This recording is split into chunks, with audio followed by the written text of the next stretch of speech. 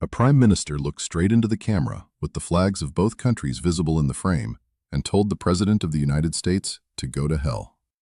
Not through a spokesperson, not in a diplomatically softened statement, not through the kind of diplomatic language that allows fury to be expressed without creating an international incident. Mark Carney said it live, on the microphone, with the full authority of his office behind every syllable. And the words he chose were no accident. They were no slip of the tongue. They were not the product of frustration spilling over in a moment of carelessness. They were selected, rehearsed, and delivered with the cold precision of a man who has spent a career at the top of the world's most powerful financial institutions, choosing exactly the right words, at the right moment, to produce exactly the intended effect. And within 90 minutes, the market responded. The Dow Jones fell 340 points, not because of any new tariffs, any sanctions, any policy changes, just because the tone had changed. Just because a man had lost his composure in public and the market had seen it happen. This is not political analysis.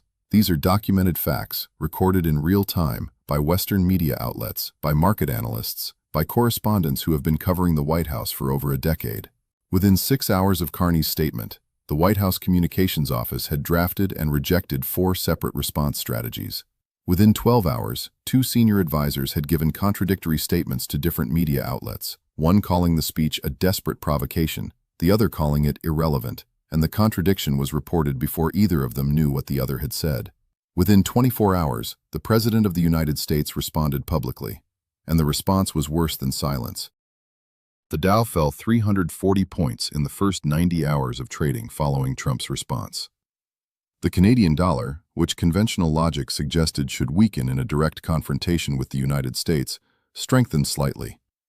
Foreign exchange analysts interpreted this as the market's judgment that Carney's position was perceived as stronger than Trump's. 3 of the largest international banks with cross-exposure to both economies issued internal risk warnings within 48 hours. 2 multinational corporations with significant operations in both countries announced they were pausing expansion plans until the diplomatic situation stabilized. A European investment fund that had increased its exposure to the U.S. real estate market quietly reversed course and began reducing positions in properties associated with the Trump brand. The European Union's High Representative for Foreign Affairs issued a statement within 12 hours expressing concern over the tone of bilateral exchanges between allied nations, and notably did not criticize Carney specifically. The omission was the message. What you do not condemn, you tacitly endorse. The United Kingdom followed the same pattern. Germany used, in its official statement, exactly the same category of legal language that Carney had used: economic coercion. The alignment was not accidental. The media is reporting on the 3 words. What no one is showing are the 8 sentences that came before them, because those 8 sentences are the real weapon.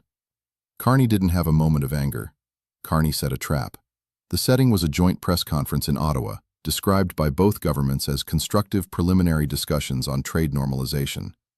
That phrase, constructive preliminary discussions, is diplomatic language that means almost nothing. It signals that both sides showed up, that they were polite, and that no one walked out. It does not signal progress. It does not signal agreement. It signals the absolute minimum of continued engagement. Trump spoke first, 7 minutes. He followed a pattern that has become painfully familiar. He emphasized the strength of the U.S. economy. He referenced the trade imbalance. He used the phrase, fair deal, 4 times, and the phrase, tremendous respect for Canada, twice. He made no specific concessions. He announced no new proposals. The remarks were designed to project dominance without making headlines. It worked. No one was going to write about those 7 minutes.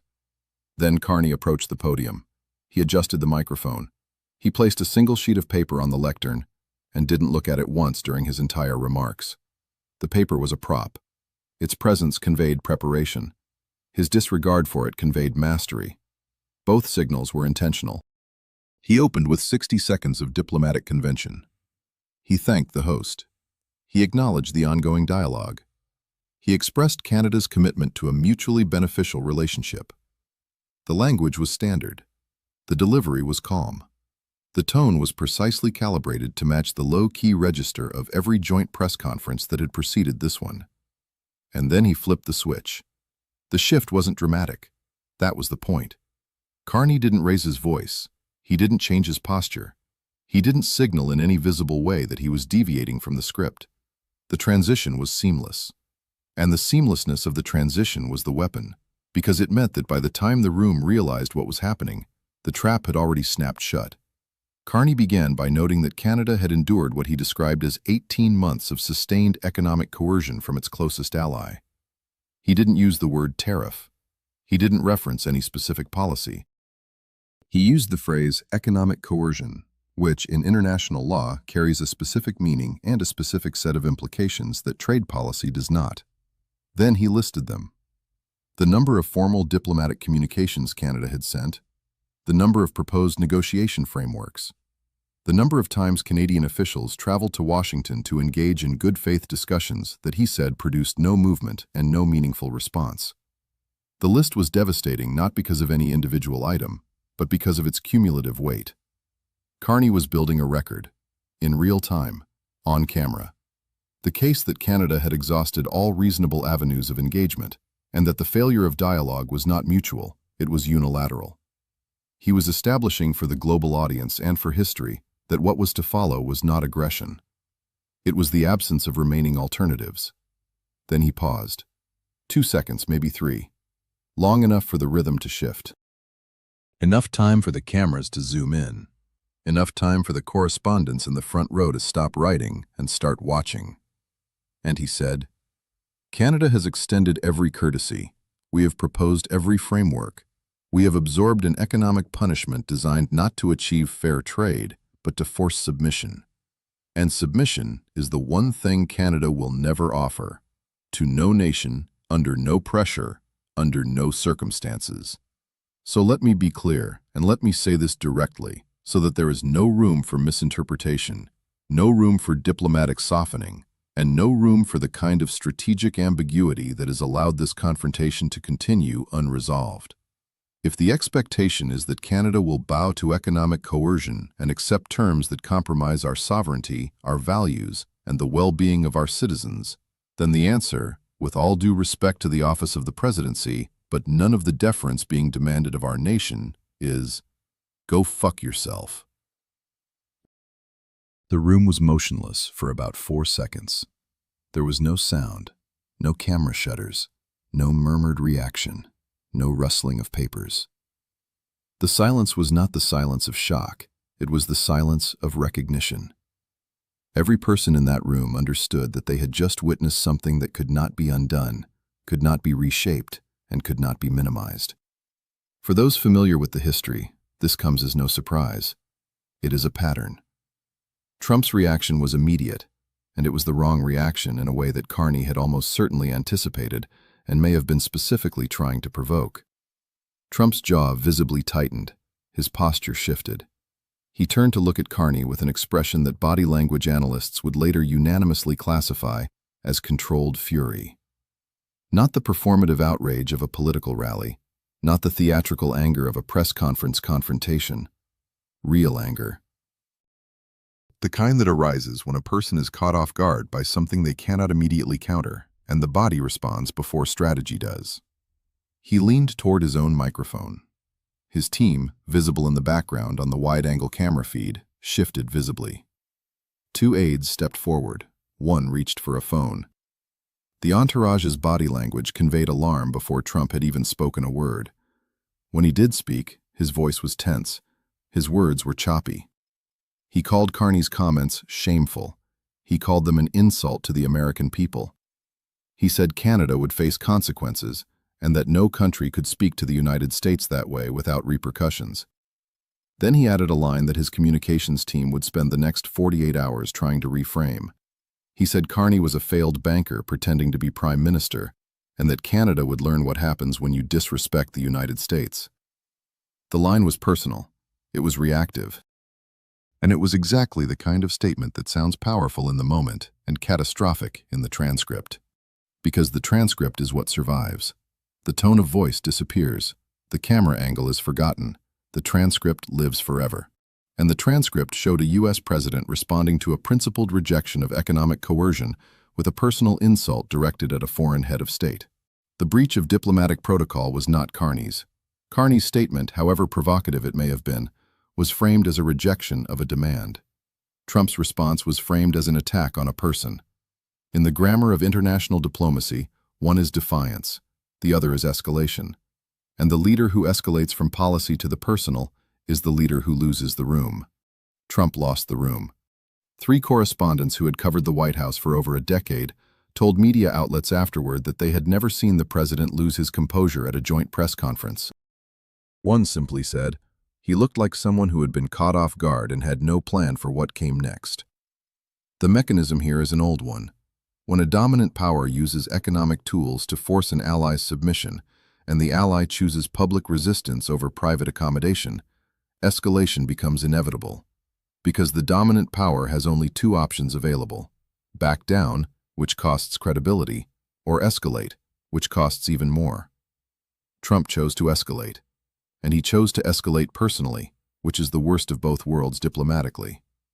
Carney's statement functioned as what international relations scholars call a credibility signal, an action that is costly for the actor in the short term, but which communicates commitment so powerfully that it changes the strategic calculations of all other players in the system.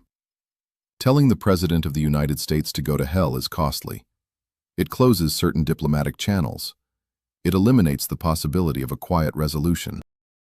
It makes personal reconciliation between the 2 leaders essentially impossible. Carney paid these costs voluntarily and publicly, which communicated to every other government watching that Canada's position is not a negotiating stance. It is a commitment. What the media is completely ignoring isn't the diplomacy. It's what this episode cost the Trump brand, and why that cost hits you directly in the pocket.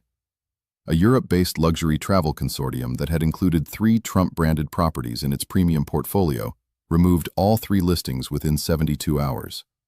The consortium's statement cited growing reputational volatility associated with the brand. In the luxury hotel industry, reputational volatility is the polite way of saying that association with the brand has become a liability that high-value clients will notice and react to. International event bookings at Trump properties have seen cancellations accelerate. A corporate events company that had been one of the most consistent sources of international bookings quietly redirected 4 upcoming events to alternative venues. 2 international licensing partners, companies that pay the Trump Organization to place the Trump name on their properties, have initiated what the industry calls brand alignment reviews.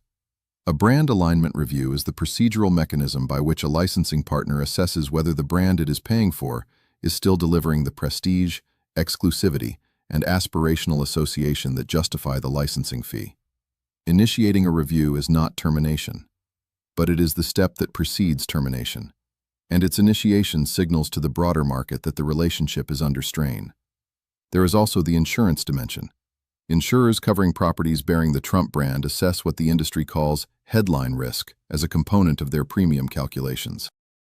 Headline risk is the probability that a client's public profile will generate coverage that increases the likelihood of claims, protests, regulatory scrutiny, or operational disruption. A prime minister telling the president to go to hell, and the president responding with visible anger, is a headline risk event that is priced in immediately, not through dramatic action, but through incremental adjustments to premiums, terms, and conditions of coverage that quietly erode the profitability of every property in the portfolio. The domestic political effect moved in 2 directions simultaneously, and both were damaging. The first was the rally effect. Trump's base responded to Carney's statement with predictable outrage, generating a short-term surge of political support and a wave of aggressive rhetoric from allied media figures and congressional supporters. The rally effect was real, measurable, and entirely expected. It was also entirely irrelevant to the commercial damage. Political support does not translate into hotel reservations by European luxury travelers. Congressional rhetoric does not reassure international licensing partners assessing brand risk.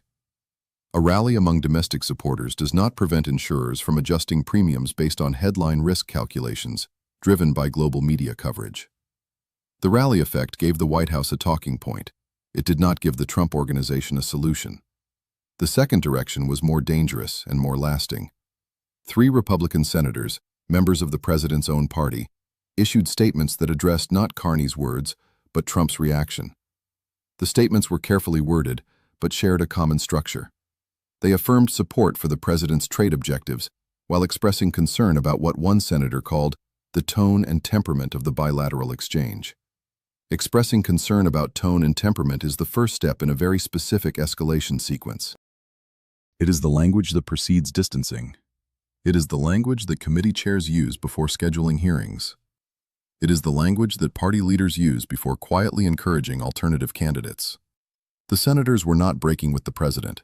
They were creating a record, putting their concern on the public record so that, if the situation deteriorated further, they could point to that moment and say they had raised the issue early on.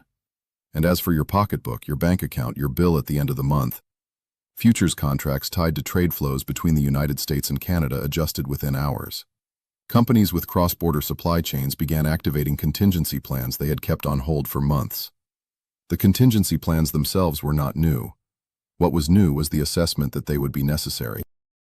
When two of the world's largest trading partners operate from positions of personal animosity rather than rational calculation, uncertainty translates directly into supply chains, consumer prices, and market volatility that reaches your bank account in the form of inflation and economic instability. Two leaders operating from positions of personal animosity do not make rational economic calculations. They make emotional calculations. And the market priced in this shift immediately.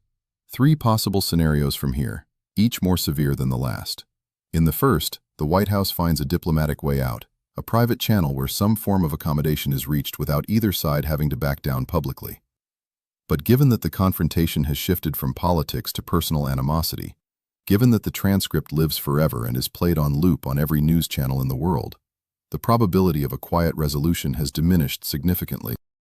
When markets and governments assessed the likelihood of a negotiated resolution before Carney's statement, the consensus estimate was that some form of compromise would eventually be reached because it was in the economic interest of both nations. After the statement, that estimate changed, not because the economy changed, but because the personal dynamics changed. In the second scenario, mutual economic pressure intensifies. Canada implements additional countermeasures. The United States responds with new tariffs. Cross-border supply chains, which are already activating contingency plans, begin to restructure permanently, a process that, once initiated, is not easily reversed, and that changes trade patterns for decades. In the third scenario, the erosion of the Trump brand becomes systemic. Licensing partners complete their alignment reviews and reach termination agreements. Insurance premiums rise to the point of compromising property profitability. And 3 Republican senators become 5, then 8, voicing concerns about temperament, enough to make governance significantly more difficult at a time when the president needs internal cohesion to manage an external confrontation that shows no path to retreat. None of these scenarios has a clear resolution. All of them are unfolding simultaneously. And no analyst who followed the 96 hours following Carney's statement was able to identify the mechanism by which any of them resolves itself. Mark Carney told the President of the United States to go to hell on a global stage, live, with 14 nations watching. The statement was not impulsive. It was the culmination of a 60-second framework designed to make the words function not as an insult, but as a strategic tool. Trump responded with visible anger, confirming that the provocation had landed exactly where Carney had planned for it to land. The White House spent 96 hours reviewing response strategies, each generating more media coverage than the last. 3 Republican senators expressed concern about his temperament. International markets priced in a reduced probability of a negotiated resolution. The Dow fell 340 points. 3 international banks issued risk warnings. 2 multinational corporations paused expansion plans. International bookings at Trump properties declined. Licensing partners initiated brand reviews. Insurance premiums began to adjust. The question no one can answer is the simplest of all. Can a president govern effectively when a foreign leader has demonstrated the ability to provoke a visible emotional reaction with 3 words and a microphone? Can a luxury brand built entirely on the promise of invincibility survive when that promise has been publicly shattered on the most watched stage on Earth? Can any administration manage a bilateral confrontation that has crossed from politics into personal animosity and shows no way back? Trump has spent his career building the image of a man who cannot be reached. A man who dominates every room, controls every exchange, and never lets them see him sweat. Mark Carney reached that man in 2 seconds, with 3 words, on a stage where every camera was rolling and every leader was watching. And the coverage doesn't lie. The coverage doesn't negotiate. It just plays it over and over and over. And every time it plays, the brand's promise cracks a little more. The market recalculates a little more. And the gap between the image of invincibility and the reality of vulnerability becomes a little harder to deny. We'll be tracking this every day. If you haven't subscribed yet, now is the time, because what comes next may be more revealing than what just happened.